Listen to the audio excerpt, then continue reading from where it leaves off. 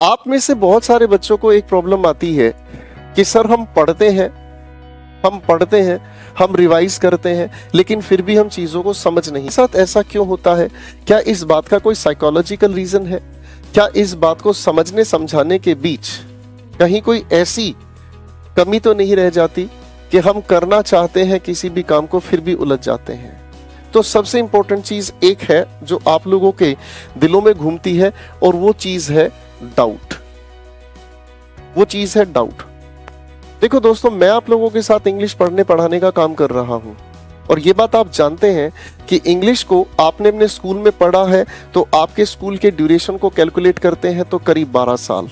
Graduation आपने की करीब 3 साल कर रहे हैं तो भी कैलकुलेट कर लीजिएगा।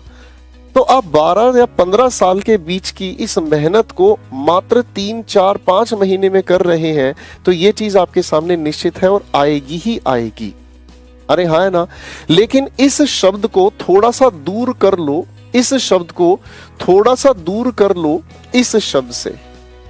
ये दोनों चीजें बेहद अलग है। हम इन दोनों चीजों को बिल्कुल एक जैसा मान बैठे हैं, और यही हमसे सबसे बड़ी गलती होती है। कंफ्यूजन किसे होती है दोस्तों? कंफ्यूजन उसे होती है जिसे नॉलेज होती है।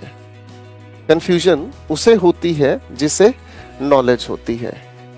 आपको अगर जानकारी है, आपको अगर किसी भी चीज की जानकारी है, तो आप नई जानकारी की तरफ बढ़ते हो तो आप थोड़ा सा कंफ्यूज होते हैं। मैं आपको एक छोटा सा एग्जांपल बताता हूं दोस्तों। अगर आप लोगों ने किसी भी क्लास में प्रोनाउन पढ़ा है, ठीक है, आपने अगर किसी भी क्लास में प्रोनाउन पढ़ा है तो प्रोनाउन को लेकर आपको कंफ्यूजन बहुत सारी आएंगी। अब इस कंफ्यूजन का इलाज प्रोनाउन में नहीं छिपा होगा। इस कंफ्यूजन का इलाज या तो प्रोनाउन से पहले जो आप लोगों को किसी भी टीचर ने नाउन पढ़ाया है, किसी भी टीचर ने मेहनत करके आपको नाउन पढ़ाया है, तो इसकी जो कंफ्यूजन है कहाँ छिपी है? या तो नाउन में, या फिर इस प्रोनाउन की कंफ्यूजन कहाँ छिपी हुई आप लोगों को मिलेगी? एडजेक्टिव्स में। बात समझ में आ रही है? तो इसका मतलब क्या समझ में आया? ये डाउट नहीं है आपका, ये डाउट नहीं है। डाउट का मतलब तो क्या हुआ? जिस चीज पर हम संदेह करते हैं, यानी कि जिस चीज के एग्जिस्टेंस को लेकर हम सवाल उठाते हैं, डाउट है। मैं अगर आपको कहूं कि क्या आपने ऐसे जूते देखे हैं जो हवा में उड़ सकते हैं, आप कहोगे सर नहीं, ऐसा तो नहीं है, मुझे इस बात पर संदेह है, मुझे इस बात पर डाउट है। आप समझिएगा, यानी कि जिस चीज का वजूद नहीं उस चीज पर आप डाउट कर सकते हैं। लेकिन यहां सवाल उठता है किस चीज का? कंफ्यूजन का। आप किसी भी ऑनलाइन क्लास में, किसी भी ऑफलाइन क्लास में, किसी भी टीचर से पढ़ रहे हो, आप लोगों के लिए सबसे बड़ा चैलेंज होता है इस कंफ्यूजन का सामना करना। और इस कंफ्यूजन का सामना जब आप करते हैं तो कंफ्यूजन कहां हुई? जब आपको कोई ना कोई जानकारी है, और इस जानकारी के बेसिस पर आप अपनी एक लेटेस्ट नॉलेज को एसोसिएट करते हैं।